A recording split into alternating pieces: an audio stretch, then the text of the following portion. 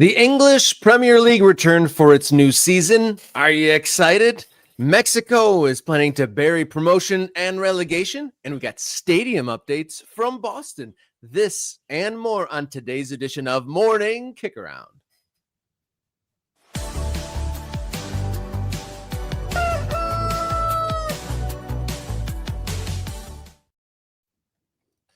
Hello and welcome on in. This is Morning Kicker on the show that dots the map of the ever-changing American soccer landscape. My name is Robert Kerr, local soccer guy, and to my side, radio soccer guy and kindergarten drop-off line guy, Jason Day. First day of kindergarten. School is back in session, Rob. Let's do a whole back-to-school theme on Morning Kickaround. Has everybody got their number 2 pencils and their trapper keepers? What are we doing in school anymore? I don't even know. It's all digital now, Rob. They got How many computers classes with moms in with their travel coffee mugs did you get into this morning? None of that. No, it was the school that my son is attending, 5-year-old Tiago, going to kindergarten for the first time, is much bigger than his old school, but it is still relatively calm in the drop-off line. If once we get into the swing of things, because when you do drop off, it's literally teacher opens door, kid gets out of car, you're done. That's it. There's nothing left. The kid goes inside, you say goodbye, see you at 4:00 or whatever time you pick him up. Today was a little different. Mama decided to walk Tiago to his class. Apparently there were some tears, the normal adjustment period. We're all adjusting to things, Robin. It's like us adjusting to new soccer things all over the place. Like, what do you mean you're killing pro rel in Mexico? How dare you? I'm going to start crying. Yeah, that'll make you cry. Yeah, it's like the moment when you realize that the closest soccer ally we have is going in the complete opposite direction than a lot of folks in this nation want to go. It is upsetting, but we got a lot of folks in the house. Why don't you shout out our first in the door of our MK Ultras, Jason? Looks like my man Jeff is back to number 1, back top of the table. Mr. Jeff. We should be handing out points, actually. I see that there's a timestamp situation. Now, we don't have it down to the seconds, so we can't tell you if Jeff was number 1, because that says 9:25, or Leandering was number 1, because that says 9:25, or Dwayne was number 1, because that says 9:25. I got American Groundhopper, I got Tulsa Mario, I got Ninja Jaguar. Tim McDuff was a minute late. Sorry, Tim. Ooh. You finished 8th. You're out of your maybe you're in the conference league, Tim. Maybe you're making something. Leagues Cup. Maybe you get to play or not Leagues Cup. I don't know how that works. I have my full confidence. Producer Jenny's been tallying up these points this entire time, and then when we get to the kickathon, she'll be able to present the standings of the first in the door. That was incredible. I'm so excited for that. That's going to be great. Of course, Mr. Bob stays Mr. Bob. Thank you so much for supporting the show, as he always does. You know what that means? Jenny, can I get a clang for Mr. Bob? I see Jenny's there ready to push the button. There we go. Mr. Bob gets clanged up for Monday. I mean, it's not always a gift membership Monday on Morning Kickaround. So it is a special day. Thank you very much for your support. Be like Mr. Bob, support the show in any way you can. Obviously, giving gift memberships is a wonderful way to share the joy of Morning Kickaround. If you don't want to do that, you can either just sign up yourself, become a member, an ultra, get access to the Discord, which is a great community, get access to our bonus content as we produce that and cover stories in depth that maybe we don't always get to here. If you am spending money, maybe it's tough out there right now. I don't know. Just like and subscribe and spread the word and tell people about the show. I think we lost 1 subscriber over the weekend, Rob. That's the opposite direction. We're trying to go up, guys. We're trying to go up. I know, guys. Come on, help us out here. I don't know where we're at. I think we're, again, the goal is to get to 10K by Kickaround 2, the Kickening, and that's coming up in 3 weeks. So let's go. Let's pump it up. Let's get that number higher. Subscribe to the show. Yeah, pump those numbers up indeed. And now I had a thought of it. You're talking about times are tough these days, and indeed they are, but subscription doesn't cost you a thing. Doing a thumbs up doesn't cost you a thing. Sharing it with like a group chat or something like that doesn't cost you a darn thing. And when do they ever say, hey man, it's really good out there, so I'm gonna reach in my pocket and help out? Times tend to be tough, and hopefully this show, things will look brighter after we get into the minutia of all the things happening in soccer, both near and far. But thank you to our ultras. Good morning to everyone getting here really early, and howdy to those watching on the replay or listening to us via the podcast platforms out there. Producer Jenny in the house, so this will be a podcast at the very least, and some folks donating outside of the YouTube. You can also donate if you'd so wish to. Ko-fi.com/morning kickaround, or if you'd like to shop for any merchandise that all supports the show, find us on Fourth Wall or one of the links down here underneath this window here on YouTube. But I think it's probably about time to turn our attention to the show. We got some news from Boston and maybe some positivity in the way of getting a soccer stadium underway there out in Boston. Maybe not the news that some folks are looking for out of Mexico, but the biggest league in the world return, and we're going to talk about its impact here on our shores. So be sure to subscribe, hit the button, share, do all those things. Thank you for tuning in. Now let's get to the show. Let's kick off Monday, August 24th edition of Morning Kickaround. Let's go.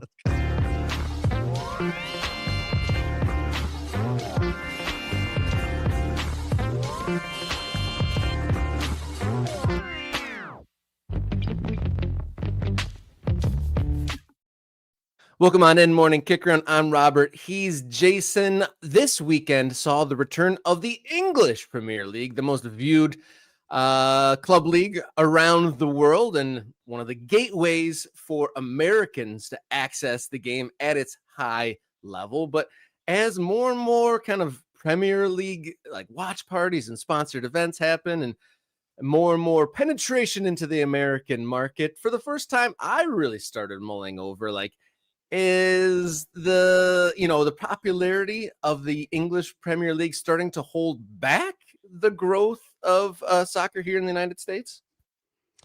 The word starting is a weird one for me, Rob. I don't think starting is this has been 20 years, 15 years, whatever. I mean, I think you can time it to maybe the day that NBC took over the rights to the Premier League that things really kicked off for the popularity of that league in this country. I mean, there's always been Premier League fans in America. I mean, you can speak to that. I mean, obviously, this has been a league that has been attractive to people for a very long time.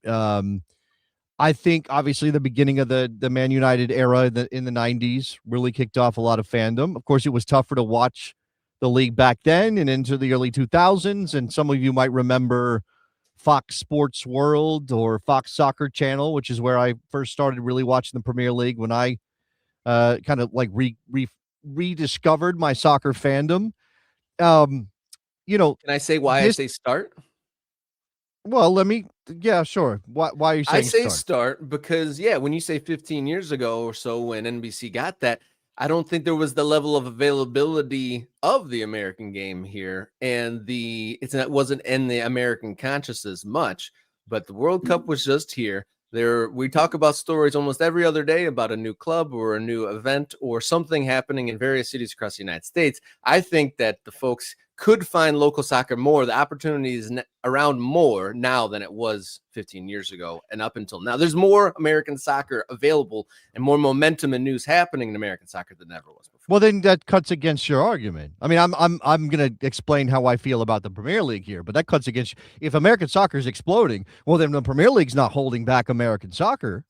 I mean, at least those two things don't line up, so you can say, well, look, we don't have enough clubs or there's not enough people investing in American soccer. That must be because English football is so big in this country. Obviously, that's not, you don't see that. I mean, obviously, it's all relative, right? So what we see as an explosion of growth in American soccer, is just different than previous generations of club launching and league investment and things of that nature. Now, I used to be one of these people. And if you have followed my career as a soccer, whatever I am, for the last 20 years, a soccer talker, a pundit, if you will, perhaps if you like that word, you'll know that there was a period of my life, my career, my outlook on American soccer, where I was very bitter about people who focused on a foreign league. And obviously the Premier League is probably the biggest of those among English speakers, over American soccer. It was like, what are you doing? We have a league right here. Why do you care more about Liverpool or Chelsea or Man United than you do about the team that's in your backyard? Obviously, a lot of people don't have a team in their backyard, and I'm not really coming down on them. But at the time, it was like, MLS is here, support MLS. We never get where we want to go as a soccer country unless American soccer fans go first towards American soccer. Now, I've kind of changed my outlook on this. Partly because I don't like gatekeeping, and I realized I was gatekeeping, right? I'm a person that said, oh, you're not allowed to be this kind of thing. No, obviously, if you're a soccer fan, you have all the choices in the world. Pick what you want to pick, watch what you want to watch, enjoy it, right? Like that is how I now feel about this. And it also lines up with an idea that the rising tide lifts all boats, Rob. That if we've got more soccer fans in general, that's better for the game in this country. And I do think you're seeing that, to your point about the explosion of American soccer, and the more versions of American soccer that there are, the more clubs there are, all those things that in general, the popularity of soccer has grown, which has encouraged people to put their money down to invest in the game here in this country, as much as they're investing in clubs in the United Kingdom. And I'm doing that because I want to include Wrexham, which is not actually English, right? Because obviously there's this general thing that's happened with the game.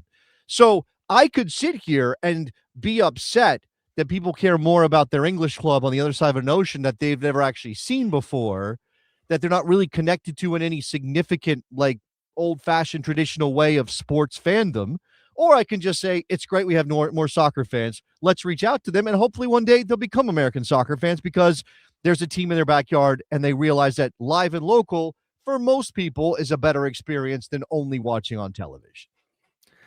I guess that kind of, that's well said, and I agree with what you're saying. I guess maybe that it's like a internal personal thing for me, because randomly there was a Coventry City watch party in the city of Detroit, which seemed very parachuted in, and the Lions wore Coventry gear to the preseason game over the weekend. And so I guess if for the felt time, it felt like an invasion of the Premier League in Detroit, where there's a team and plenty of grassroots stuff going on.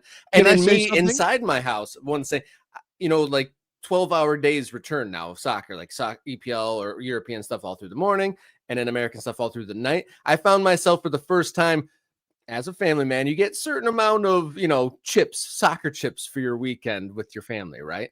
And I was deciding first time very intentionally, like, to not watch in the morning and cash that in and save those for the American too. So there was kind of a couple things going on, kind of the parachuting in of the Premier League. It seems like they're trying to expand more and more events here. Maybe that's an NBC or a league thing. I'm not 100% tight on that, but it seemed like more of a parachuting in and a distraction from what was going on. I mean, look, again, we get very gatekeeping. We get very judgy if we say, hey, you're not allowed to have a Coventry City watch party.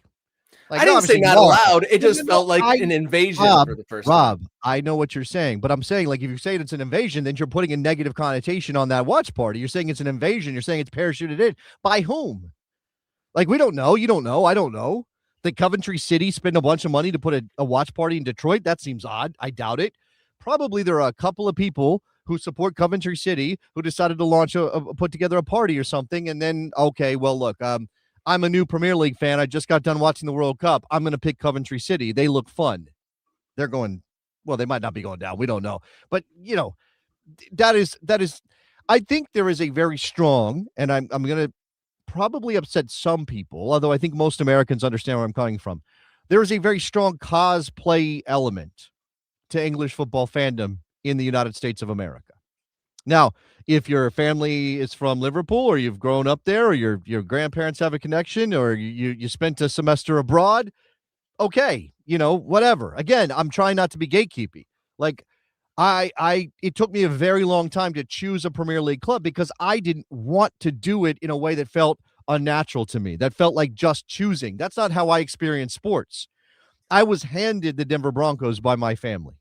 I didn't have a choice in that. I mean, obviously I love the Broncos, so I guess I'm fine with the choice, but it was handed down to me, right? Then I ended up going to school in Boston. I was a massive baseball fan. I could walk to Fenway Park. Of course, I'm going to pick Boston. I'm going to be the Red Sox fan, right? I chose that, but I chose that for a reason I felt was real. Again, I'm not in that place anymore. You want to pick a Premier League team for whatever. You like their color scheme. Their badge is cool. They have a player you like. I don't know, whatever. Pick them. It doesn't matter. I don't care anymore, right? But I do think a lot of soccer fans in America for a long time, and you really, we're going to need to move on because this will take up the whole show. There's a certain podcast, a couple of English gentlemen who relocated to the United States a long time ago who made it cool to cosplay English soccer fandom. That was the whole thing, right?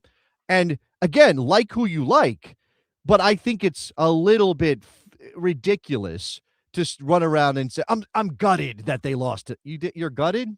You're from Ohio and you're gutted? Are you serious? Gutted, mate. Gutted. Like, come on. Like who you like. But if it's more about putting on airs because you're an Anglophile or because you think it makes you special as a soccer fan, bullshit. I'm sorry. Excuse my language. American soccer fans are as legitimate and as passionate and as connected to the game if they like the Columbus Crew or they like Colorado Rapids or they like the FC Dallas as any fan in England. I understand maybe it's not handed down generationally they would be for an English football fan, but as an American, attaching yourself to that doesn't make you any better a soccer fan than a soccer fan who decided to watch MLS for the last 15 or 20 years. Fair enough. Fair enough, indeed. I'm not shitting. Who am I? By the way, Daniel, you're not an ultra, so I'm not gonna. I'm breaking a rule. Who am I shitting on?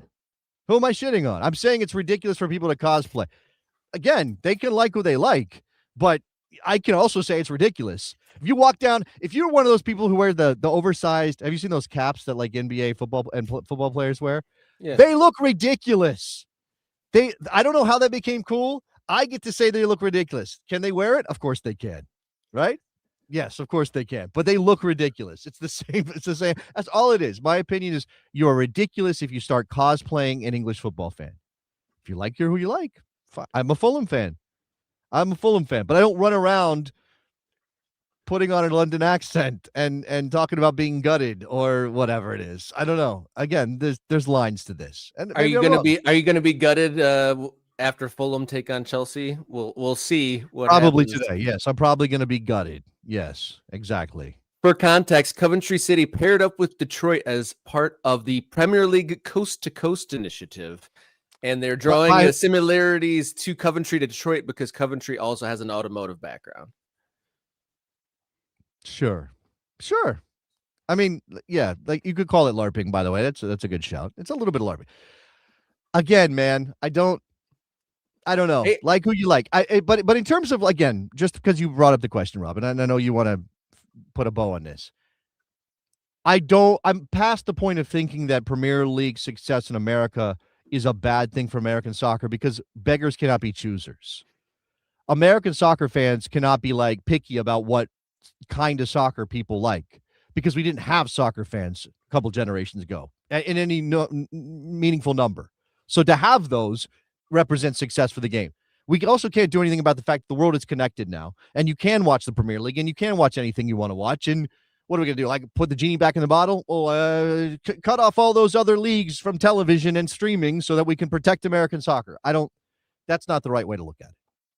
Well, I'm glad I wanted to ask that just because it hit me differently this weekend, the start of this season, following the World Cup and everything that's going on. So I was glad that we're able to have that conversation because, you work, in our mornings in American soccer and in the afternoons you're on Sirius XM talking to those people exactly like we're talking about. So I wanted to get your perspective on that because I just kind of felt like that creep.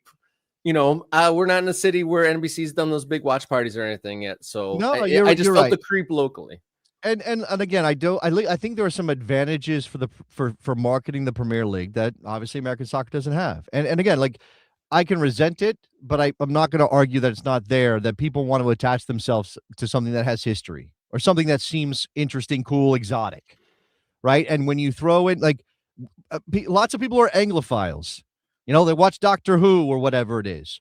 This is just a sports version of Anglophilia for a lot of people. Not for everybody. Like, I'm not saying everybody comes at it from that angle, but there are lots of people that do. And again, I may be able to look at them and say, you look ridiculous, but I'm not questioning that they care about their teams. No. And I'm sure for many years, this conversation will go on, but there's so much good American stuff out there right now. even if you like both. I like both. But Like, tune into watch your local everything. stuff. Watch Watch everything. everything. If you have Watch enough everything. coins of That's credit right. with your family, don't risk your family to watch it Don't risk all. your But don't do that. Don't choose do that. wisely. But we're gonna move on By to the way, see what our one more. friends to I'm the south sorry. are doing. One more point, Rob.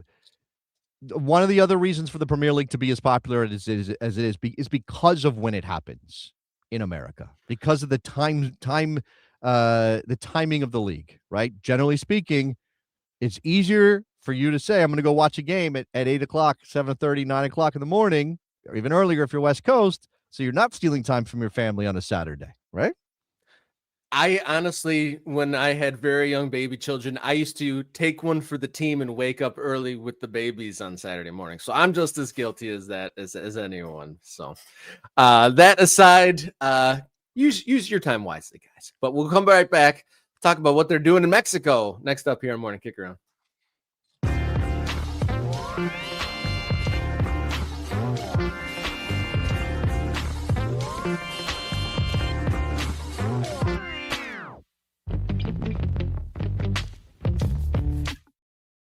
Welcome back in Morning Kickaround. I'm Robert. He's Jason. We talk about promotion and relegation and the possibilities of it coming to the domestic scene here in the United States.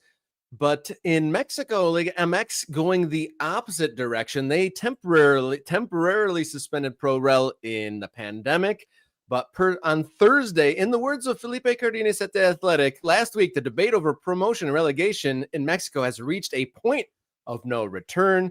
Last week, Liga MX President Francisco Iturbe and Federation President Ivar Cisniega unveiled a new sporting model as part of a long-term transformation of Liga MX and Mexican football as a whole. It includes a separation of powers that will leave league decisions in the hands of a committee of 18 Liga MX owners and other folks outside of those two leaders, is saying this is basically buried promotion and relegation in Mexico. I mean, I can't say that I can't say that I'm surprised by this. I think that this has been coming. Obviously, you give people with money and control and power an excuse to shut things down and protect their investment, and they're going to do it. And COVID allowed the Mexican owners first to do it for safety reasons or whatever. Then it became, well, the clubs down there aren't ready. And then they were able to shift through the leadership and the messaging. Oh, that Liga Ascenso or whatever it's called is now a development league. We see that as a development league.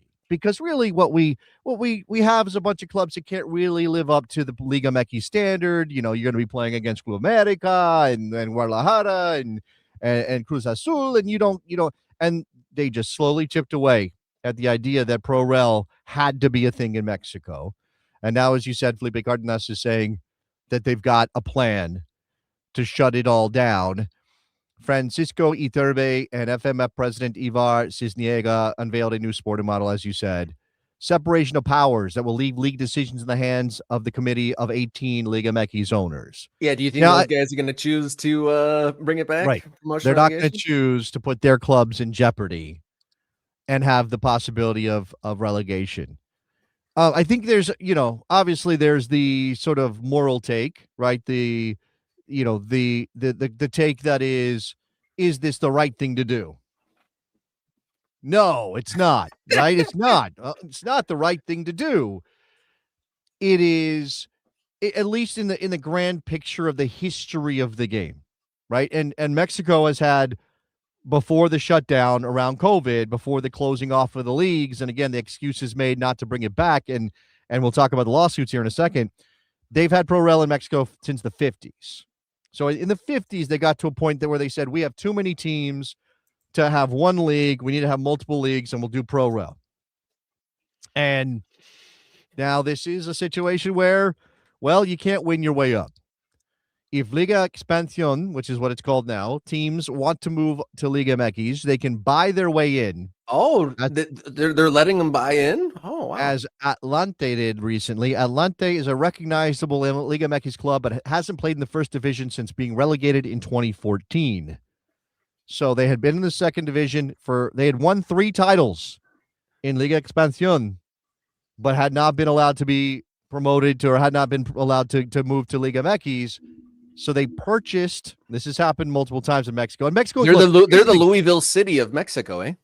Something like that. They purchased Mazatlan's Liga MX franchise rights so they could join Liga MX this year, right? So, by the way, this is something important to point out when it comes to Mexican football. Mexican football is a franchise-based system. They're not clubs the way we think of clubs in England, right? This is the thing that gets thrown at MLS all the time. Those are franchises. Those aren't clubs, et cetera, et cetera. But,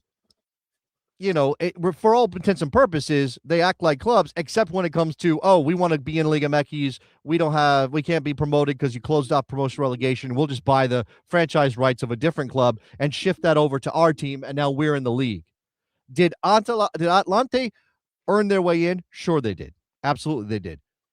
But since they weren't allowed to just be promoted, they had to find a different way, and they ended up buying the franchise rights of Mazatlan.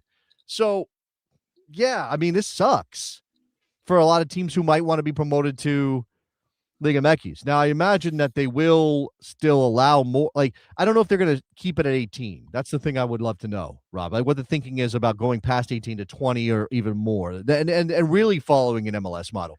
I do think, though, it's different here. Like, as much as there's a criticism about MLS and not choosing to engage in Pro Rel, MLS never had Pro Rel to begin with.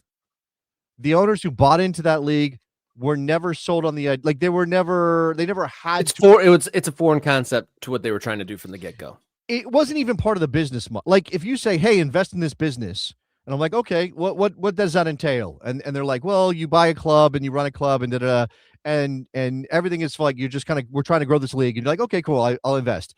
That's one thing. If you say, oh, by the way, your club can be demoted to a second division. You can be relegated from the first division to second division if you're not very good. That's going to change my outlook on I might still invest. It's possible somebody would still invest. Obviously, people are buying English clubs and championship clubs, but for some owners, they might not have invested, right? Or at least it changes the whole idea of what that investment looks like.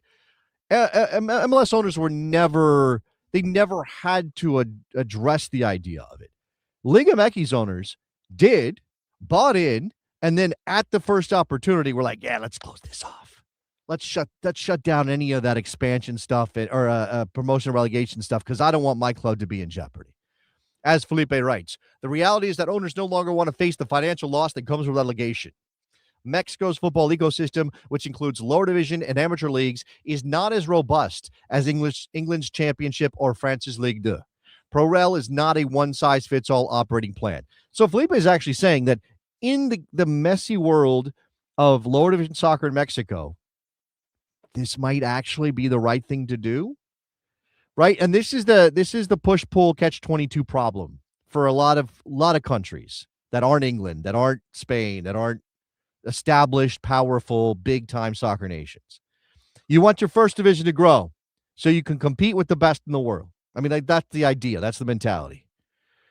If we want our first division to grow, can we risk pulling it down with something like promotion and relegation in a country where there really aren't enough teams? It's not as strong. We don't have those connections. The communities aren't there. The stadiums aren't good enough. All the stuff that comes with that, right? Are you a drag on your first division if you have promotion relegation in Mexico? That's a real question. I'm not saying I know the answer. I'm not saying I have an opinion. But, okay, so for context, Mexican League Soccer's got about 100 years of history here.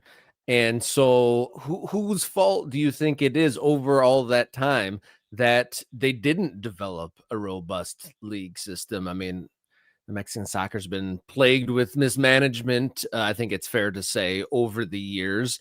And there's major cities in Mexico that don't have teams. And then there's teams in Liga MX owned by the same ownership. So it is really messy, but you feel like they're almost closing the trap door for reasons that you're saying there might be some legitimacy. It's rocky, as things go down the table for situations, but ultimately that probably goes, you could probably point the fingers back to those same people that are trying to close the door in the first place. And there probably is going to go expand 18s. Like, they'd be more than happy to, take expansion fees. And the article goes on that there are teams that are willing to expand their facilities and spend on players and all that. So I'm sure maybe this is also like a bait to get those higher spending lower league folks on board and then to close the trap door, right? I don't know about that last part. Well, get, some higher spending second division clubs, have them pay expansion I fees and jump in. I don't know. Well, first of all, Atlante didn't pay an expansion fee. They brought the franchise rights of another club. So it's not an expansion fee that gets spread across the league. They have not done traditional expansion that way. Clubs are clubs. You don't your club has to exist. I think there are some relatively new clubs, and usually, again, they had entered lower down the table and then either moved up or bought their way up. And there's been some weird stuff, and I don't have it all in my head right now, so I'm not going to speak to it. But no, look, and I see some of the opinions, and I again, I get this, right? What a crock. Promoting and relegating one team a year won't break the system. Obviously, that's the bare minimum, is one team a year. What I think the owners of Mexican clubs are thinking, and the ones who don't own Club America, who don't own Chivas de Guadalajara, which are going to be fine and probably won't ever be relegated, even if they have tough years. And also I think that the way Mexico's format works with Apertura, Clausura, and playoffs and all that stuff, it makes it a little bit trickier. They were using a mathematic model, like over multiple tournaments to get to a number, and that's who's relegated. It wasn't just the results of one season, which I also think undercuts the whole idea of promotion and relegation to begin with. If you try to go to just the results of one season, or maybe an Apertura Clausura together, I don't know. They didn't want to do that, where they were protecting teams because of the variance in the system. But I would say the other thing is, part of our problem as the people who don't have the money and don't spend it is that we want the people who do spend it to, quote unquote, do the right thing. Right. So again, I see quotes in this story from owners who are saying, we looked at 300 teams around the world. The business of many of these teams in leagues with relegation is horrible. Media revenue gets hit. You have players on salaries that are tied to your current business before relegation. Speaking to the business risks of relegation, right? And for us, it's like, well, whatever. I mean, this is accountability. For these people, if these people take their money out of the system because they don't want to take on the risk, that impacts the ability of the league to compete for players, maybe even to build facilities and all that stuff. And that feels like letting people off the hook, and we don't like that. We don't like allowing for that idea. Like, the ethical element of it is you should just invest. Like, you have an investment, you should accept it. But that's easy to say when we're not the one potentially losing millions of dollars, or having a club that potentially risk shutting down because it's losing millions of dollars. And I don't know. I don't know the answers to these things in 2026. Yeah, it's a crossroads of sporting merit and sporting endeavor. Where does that cross the paths with business and, growing capital and protecting that investment? There's some sort of a crossroads there. Where's the happy medium of sporting merit and good business, I guess? So very much like the Super League, there are a group of people and a group of clubs who think we belong here. We belong in the biggest league. We belong in the top division, right? And when they try to close off access to that to protect their investment, we obviously get upset because this is not the spirit of the game, at least in places that have had pro rel in the past, right? I guess, again, like, if they're risk adverse, why are they investing in soccer in the first place? That's a good one, right? Yeah. You're oppressing big spenders in lower league, reward the spenders. Is it better for Mexican football in this case, or any league, to have the potential turnover? And obviously you can say, it's very easy to say, like, Real Madrid will never be relegated. That's probably true, right? But for any owner of any club that's not Real Madrid, or not maybe Club America, whose revenues beget the spending that keep you in the first division, if you have that risk, or you just, any time at all that you have a really bad season and you go down, that's going to massively impact not only your club and its business propositions, but it's going to impact the league, right? And I think, again, I'm not defending this attitude, but I think the attitude for a lot of these owners, including in MLS, is, if we are changing the makeup of our league year to year, and obviously if this is just one team, that's not a big change, it drags down our ability to establish ourselves in a world where we're already behind the eight ball compared to big European leagues, right? I don't know. I mean, again, I don't know the answer to these questions. It's just kind of talking out some of the concerns that I imagine these people are talking about. For perspective from those in the lower division after receiving this news, there's a quote from Giovanni Salazzi, president of Liga Expansión side Cancun FC. He spoke with ESPN Mexico after this came down. He's part of the Blue Crow Sports Group that owns Cancun FC. And here's the quote: "A system has been created to kill off the Liga Expansión clubs," he says. "There are owners in this league who have a lot of money and are investing in their clubs.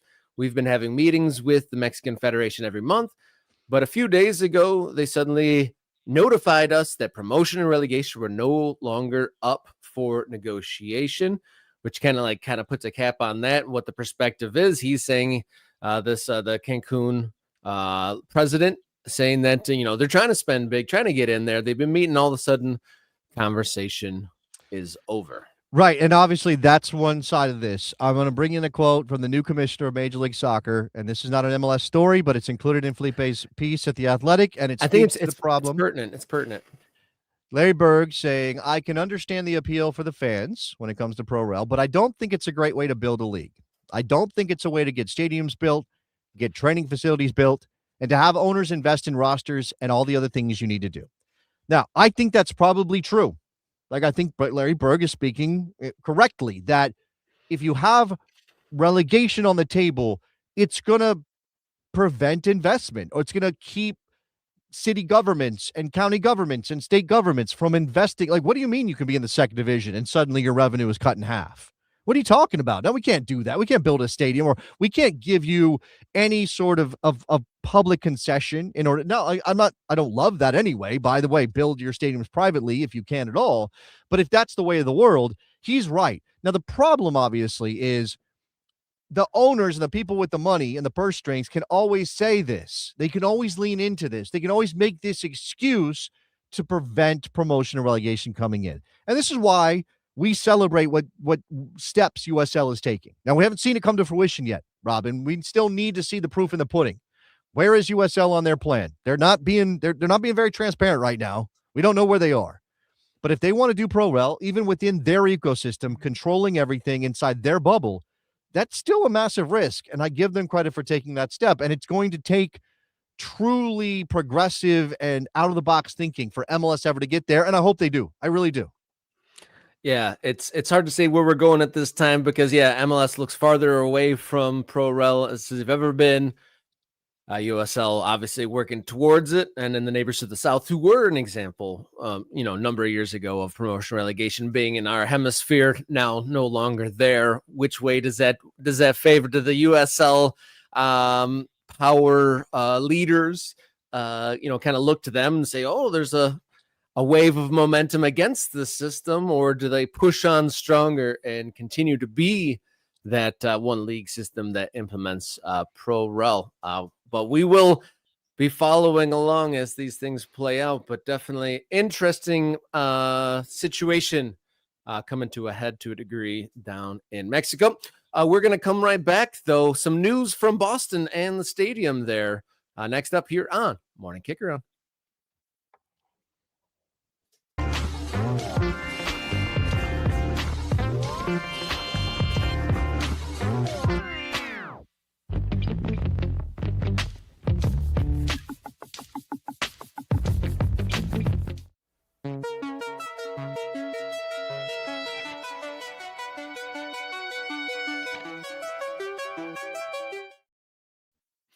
Welcome back in Morning Kickaround. I'm Robert. He's Jason. Some stadium news for Boston. The latest ruling by a Massachusetts Supreme Judicial Court is backing the construction for a building at White Stadium. And that's described as good news for Boston Legacy FC, as the ruling puts to rest a years-long lawsuit that threatened to upend construction of the NWSL team's future home, according to Emma Healy of the Boston Globe. Yeah, so this is, I think this got kind of pulled into the Boston mayor's race at one point, the White Stadium situation. Also, I think the Rev Stadium situation, which we haven't heard any progress on in a bit, par for the course. If you're wondering where White Stadium is, and this is again redevelopment of a historic stadium, it is way down there, Jamaica Plain down there, Franklin Park Zoo. It is not centrally located, but a stadium potentially for Boston Legacy, who have been playing in Foxborough and in Pawtucket, I believe, a little bit as Yep. well. Mm-hmm. You can see that this, I don't know when this shot was taken. I should have dated this one, but this is basically what it looked like before they started tearing it down to redevelop it. This is what they wanted to look like ultimately, Rob. Ayo. We got renderings. We love a good rendering here. So a couple of covered stands there on the sidelines and then open ends. This looks very small MLS stadium-ish. There's some other shots here to give you an idea. I don't know. Some of these renderings are maybe a little bit older. This one doesn't have any real elements around it, but this one is showing some extra stuff here. I don't know, like a little park area, the Grove outlet entry plot. Don't know if this is old or new, whatever. Some of these are just because this has been a project in so long in the making. It's hard to know where they're actually going to be landing. We have this from the Commonwealth Beacon website, commonwealthbeacon.org, and then you see Michelle Wu, the mayor of Boston. The city's next steps will include decisions about how the stadium operates on game days. And I think this is fascinating because this is, again, a partnership between Boston Public Schools and the Boston Legacy, an NWSL team. Wu said the facility will be open to the public 15 hours a day, 7 days a week, after it reopens next year. A substantial change from recent years when it was dilapidated, when you were only open for limited hours, closed on weekends. So for so many of our community members who would be walking a dog through the park or coming in for exercise as neighbors who lived in the area would be that they would see the gates locked and chained up to the stadium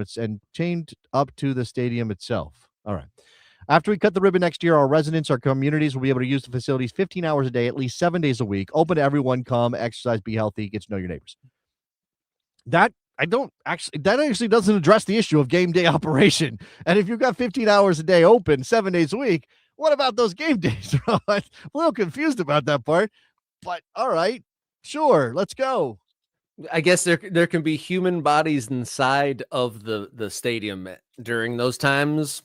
I don't know, but that's very generalized, and she's trying to whoop up the public benefits of the whole thing and trying to steer attention Right. Well, to the public benefits and not necessarily the benefits of the specific Boston Legacy group, right? And this is why it's controversial. This is why it led to lawsuits, because a group said, "Hey, wait a second, this is not how you're supposed to use this park, which is city owned and all that. You're not supposed to use it for a private purpose, which would be Boston Legacy games.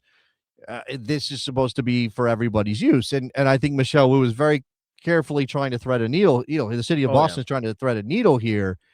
And it's going to be fascinating to see how this works. It says at least 7 days a week. That's true. At least 7 days a week. I would love to see her political will getting another day in the week. That would be pretty interesting politics. Yeah, that's fun. Going back to April, when there was the first hurdle cleared legally, and I know obviously this is now August, so we're still doing this. Mayor Wu called the ruling a historic victory, saying in a statement, "In a city of sports champions, this is a historic victory. A renovated White Stadium will be open and used by BPS students, coaches, and communities 15 hours a day, more than 345 days per year. We thank the Superior Court for twice affirming, la, la, la." The Franklin Park Defenders, I guess, is another way to another group. They were disappointed. The group argues that a fully public stadium will be cheaper, according to the proposal, will not displace student athletes. So again, their issue is you're going to be doing a bunch of stuff that's actually going to make the footprint bigger for the stadium, which will rob us of some actual parkland, and that limits community use. And I love soccer. I want professional soccer to grow. That includes the NWSL. I am always uncomfortable when cities do things to benefit private enterprise when it comes to soccer. Always. And we got done talking about how promotion relegation might stymie some investment. might keep cities and counties and states from putting their money into stadium projects. I don't, I think that's probably reasonably said, even if some smaller communities might not care as much. But it's never great. Like if you've got billionaire owners, and I know that's the Boston Legacy situation, but if you have billionaire owners, they shouldn't need public handouts. They shouldn't need them. No, probably not. But I mean, just to try to devil's advocate here, Boston, built up city, not a lot of land. Was this that such sort of situation where they had to go into a publicly owned land because there wasn't a lot of other options? Obviously, the Revs are, swinging for the fences with that proposed plan on the riverfront there, but that's complicated. Obviously, the sides aren't working together. Curious if just because of the Boston and how spoken for most of the ideal land is there, I'm curious if they had that's to do that just part because of right. availability's sake. But also, handouts are a thing when it comes to stadiums, as we know. Yeah, and again, I'm also somebody who, you go read Neil deMause, who wrote Field of Schemes, and will tell you that any private business is wrong to have a public handout, right? It's never good to give a private enterprise public handouts, whatever that is, whether it's a cheap lease on land, whatever it is, Rob. But I do think, and there's a comment in the chat on to this end, I do think that there is a greater benefit when you build a stadium to this civic ideal, right? Like it's not just about the money that changes hands or whatever. You build the stadium in some cases to invigorate a part of town that needs it, or to give people something to attach themselves to, right? That thing that helps people identify themselves as from that place. Sports has a big role to play in that, right? You are from Pittsburgh, and the Pirates and the Steelers and the Penguins are your teams, and that stuff matters. Even if you have to figure out how to balance out like what kind of handouts are given for people who are trying to make money on the back of that. On the field wise, Boston Legacy in their first season on the field, this stadium plan isn't even set to take off until 27. So Legacy will be bouncing around for the foreseeable future, the next year and a half or so. But in their inaugural year, after 21 games, they're 5-5-11 in 15th of 16 teams. Only Chicago Stars faring worse here in 2026. And I was just thinking off the top of my head, seeing Chicago Stars doing so poorly, are they going to rebrand back to the Red Stars to maybe try to turn things around there? It's Chicago not doing so well, but Boston Legacy finding their way, bouncing around. That might actually be good to get some support in different cities to bounce around for a minute. Actually, it's not to get, if you want a whole like a New England approach, and there's not going to be top level women's soccer anywhere else in New England, then I don't see anything wrong. And Tim is saying that Pawtucket games have sold out for Boston Legacy and been a good vibe. Good news. Interesting you mentioned the Reds. First, let me keep it New England. The Revolution are still pushing, and I'm seeing that there's meetings on the waterfront park, which I think is part of their commitment. Like, we'll build a stadium in Everett, but we'll also put a park in for people. And they're doing meetings. They had one a couple days ago virtually, and they're going to do an in-person meeting in September. This is on the Revs website. So their stadium update page shows a picture of the planned stadium, the rendering rather, and then has this update about these meetings, the waterfront park meetings. So there's at least something happening. I don't think it's fun to, it's not real big progress, but it's something. As for the Red Stars, didn't Northwestern just announce their new stadium or open? Something just happened with Northwestern. And there was this idea that, hey, why wouldn't that be a good place for the Red Stars? But I think that they're not zoned for it, or something. Like, there's some reason they can't play in that building, and I can't remember what it is. Maybe it's too small.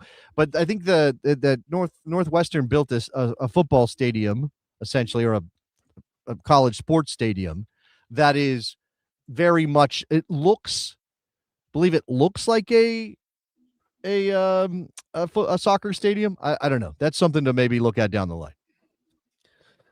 Yeah, I have been seeing some updates. The Stars have been playing in like a temporary facility that's not built up yet. I know that. I don't know if that's part of the larger story that you're alluding to. But yeah, Stars in a bit of a a transient situation there. But going back to Boston, they're in their first year, plugging along, playing in a few different venues, and then they're hoping to eventually play at the reconstructed White Stadium. So the Northwestern story is that they are building a new stadium called New Ryan Field, or maybe it's open rather. Sorry, it opens in October. I guess it's already there. What I'm looking at is their website, New Ryan Field. Go look at it. Tell me it looks like a soccer stadium. It's not a soccer stadium. It's for, again, the Northwestern football team, but it looks like a soccer stadium. Yeah, Northwestern going big there. A lot of reconstruction there on the lakefront of Lake Michigan there in northern Chicago. And Northwestern, strange place. I've went to a football game there, and compared to like a Michigan or Michigan State game where like the whole city's captivated and consumed, I remember leaving the Northwestern game and just seeing like a cheerleader just like walk down the street like, well, that's the game done. I'm just going to go on home. And it was a very different environment at a Northwestern game compared to the Ohio States and the Michigans and Western Michigans of the world. But yeah, a bit more studious there, perhaps. Maybe at Northwestern. Good school. Well, Michigan's a great school too. Let's not crap on Michigan academically, but yes, it's a different football environment for sure. Yeah, it was like, well, that's that match done. I'm gonna go home and study the rest of the Saturday night there. But that was interesting. But that kind of is the topics for now. Was there anything that came up in the chat? Something that came to mind with the Mexico topic was I have a family, friends who are Atletico San Luis fans down there in Mexico. One of the last teams to actually be truly promoted before the COVID freeze on that. So they were happy that they got in, but they got locked in, right? I guess. This is the problem. And again, I if you have an athletic subscription, and maybe I can like do a gift link or something. I don't know if that's something I can do, because I do have a subscription. Go read Felipe's piece, right? Because he's not just reporting the story of how Liga MX owners want to close up shop and keep it to 18 and not do promotion and relegation anymore. And by the way, it does mention that they may consider an expansion model like you were mentioning. I didn't realize that was like on the table. That may be a thing. I don't know how much they would ask for those expansion teams in Mexico, but that would obviously it would scream money grab if suddenly they're getting a couple $100 million for a new team to enter Liga MX, especially if it didn't exist before, right? Especially if it came from nowhere and was like brand new, as opposed to a team our club that had existed and was buying its way into Liga MX. But no, even then, like that doesn't seem good, right? That doesn't seem ethical compared to our history of football. I don't know what to do about the problem of reconciling the modern moment and the way that the business of football has changed the game with that issue of pro rel, because pro rel is not attractive to a lot of people. Like it may be if you buy in. When you say people, what kind of people are you talking about here? Well, okay, this is what I'm saying. Like the people in charge, right? And like what mechanisms can we create when you have in the United States, you have a private enterprise, right? MLS is a privately owned company. There's no real argument, not even like culturally. There's no argument for like we need to break that up. Like it doesn't have. So the reason, for example, the reason baseball has an antitrust exemption, Rob, is because baseball is seen as crucial to the identity of America, right? It has a cultural weight to it that is important. And so you say, hey, we're going to let baseball do some stuff that normally you wouldn't be allowed to do because baseball is so important. And Major League Baseball specifically, this organization, this group of teams with the Yankees and the Red Sox and the White Sox and the Cubs, this is so important. They get to do whatever they want, right? We don't have any of that in soccer in America. So you have a privately held enterprise that gets to do whatever it wants. Right. By de facto, it's de facto the leaders of soccer in America on the club level, MLS, because they spent the most money to get there. And maybe internally they would argue, well, of course we get to decide, we get to dictate American soccer. We spent all the money to invest in it. Why wouldn't we do that? Right. But again, we are as fans here going, we want sporting merit. We see that there's enough clubs here. There's enough teams. There's enough interest. We have a big enough country. Why wouldn't we do that thing that they've done in all those other countries for years and years and years? But of course, in those countries, not completely across the board, but as you watch maybe Jeff Bezos buy Liverpool, as you see more American investment, and not just American, but billionaire investment with control, there is a concern that those owners could get together, join up, look at this situation and go, nah, I wouldn't like this anymore. We're going to push through some changes. We're going to bully English football into fundamental changes into how it operates, right? Because the Premier League, remember, separated from the Football League back in 1991 and is its own thing.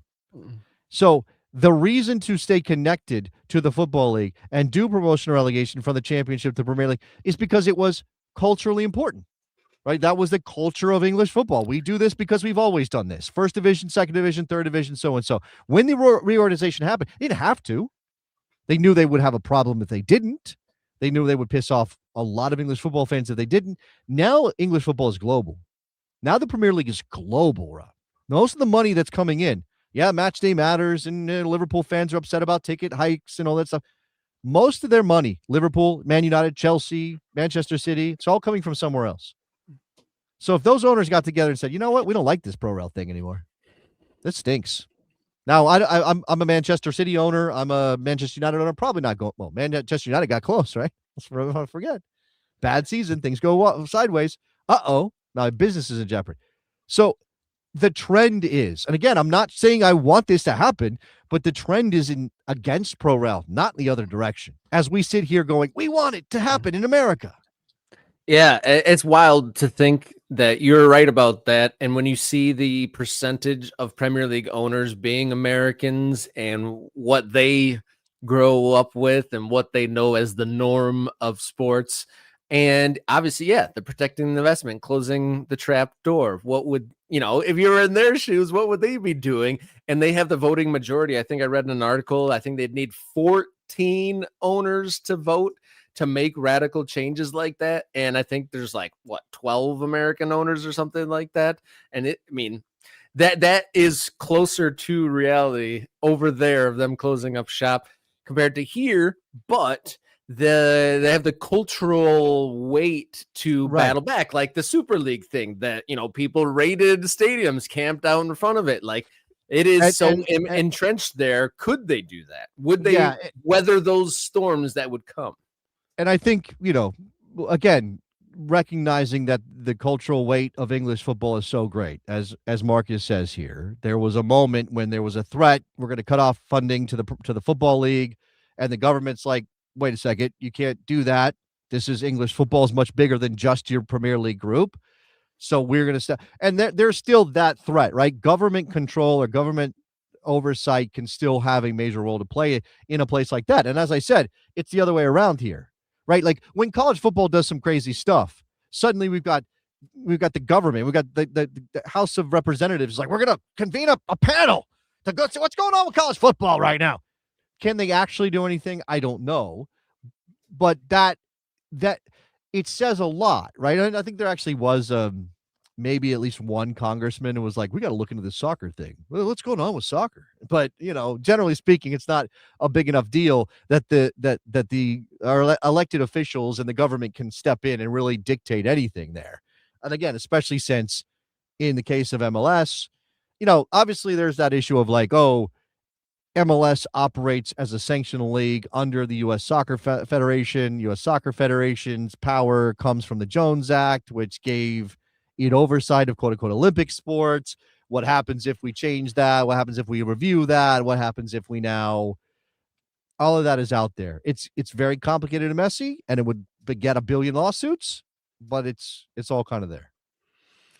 And I don't know where to go from there, really, other than trying not to have my stomach swirl up in a knot and a ball to think of, that being the eventuality to where the English system, the romantic part of the promotion relegation system, the thing you point to we want that thing, right? And that for that to then go the direction that we're hoping it doesn't, would kind of gets my stomach in a little bit of a knot. And it kind of makes me think down that pipeline of USL's plan for promotion relegation. So far, that's just been conversation, right? Like, we could, come into the show on Wednesday and for them to say, you know what, after further deliberation, we've decided not to do it. Like that could pop up at any point, right? But we shall see what happens there. Because there hasn't been anything solid. There really hasn't been anything that can't be undone as far as the pro rel to USL process, really. I mean, obviously they had their vote and anything like that, but I'm sure they could reconvene and revote, or the private equity folks say like, hey, let's have a rethink on this, or have some sort of moratorium, like, hey, what about in 5 years? We do that sort of thing. Yeah. And look, we will continue to ask. We can keep sending emails. We can keep reaching out. We can keep mining people like Simon Evans, who covers this stuff at the Soccer Business, and we will. Right, and this is our beat, so to speak. But this is again. We're putting up the bat signal. USL, please tell us what's going on. Give us some sort of update. Let us know where you are in this process, even if you don't have anything, substantive. That's the word. Substantive to tell us. Substantial, substantive to tell us. Tell us something. Say that Tony Scholes is working on X, Y, or Z, right? Give us some thought about where this is going so that fans have some guide for this. Because you got a lot of heat and a lot of interest out the gates when you announced this that has now completely gone cold. Because who knows? Right now, you and I are doing speculation videos about who could be in the first division, who could be in the second division. And, it's at this point, it's just guessing. Yeah, just guessing and speculation. Would love to report facts on who, in fact, will be doing and what the system is, what the format will be. And you mentioned putting up the bat signal for USL, but we're putting up the bat signal for September 16th. And what is that? Kickathon 2, the Kickening. It'll be our subscriber and fundraiser drive and marathon show. The search for Kicky's Gold. That's what it's called. The curse of, is it the curse of Curly? What is it? The search? I don't remember what City Slickers 2 was titled. What was it titled? I think it was the mystery of the story of Curly's Gold. The search for Curly's Gold. We got to figure this out. What was it? Well, either way, I'm just calling it Kickathon. The legend. It was the legend of Kicky's Gold. That's what it's called. Kickathon 2, the legend of Kicky's Gold. That's what I've just said. I don't know if what has more resonance, the Kickening or Curly's Gold. Does anyone in this chat room know about the City Slickers sequel? I mean, really? I mean, is that the broad brush that we want to paint with? Is it? Wait, hold on. What's the name of our bird? What are we calling our bird these days? Franz Peckinpah, of course. Oh, well, it's not. It can't be the legend of Franz Peckinpah's Gold. That's way too long and unwieldy. It's got to be. I thought it was David Peckham. It's not David Peckham anymore. What happened to David Peckham? Did he die? Did we lose a chicken? You got multiple personalities, I think, is what we're getting to. Fast and the Furious Tokyo Kick is. Well, we're still openly workshopping it, but it doesn't change the fact that it's in just over 3 weeks. So be here. We're driving for 10K subscribers. We're at like 9.7 still. And if we don't get it there, that's definitely going to be 1A, hitting that 10K, raising funds so we can do more things on here.